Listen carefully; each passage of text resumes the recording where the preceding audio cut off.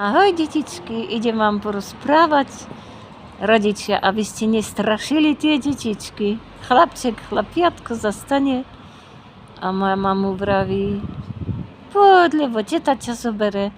A ono sa chce len pousmiať. Ono chce, aby mu pusinku teta poslala, aby si niečo pekné povedali, lebo to si v dušičke odnáša. To zle učíte tie deti, keď ich takto strašíte.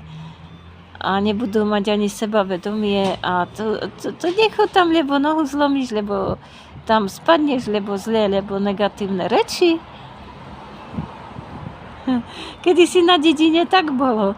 Stretol ujčinku, stretol totku, každý porozprával niečo pekné.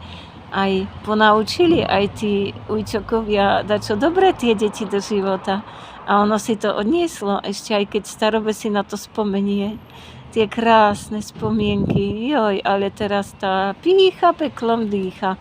To náboženská pýcha, oni si myslia za to, že sú kresťania, že môžu druhých očierňovať, ohovárať, to taká móda.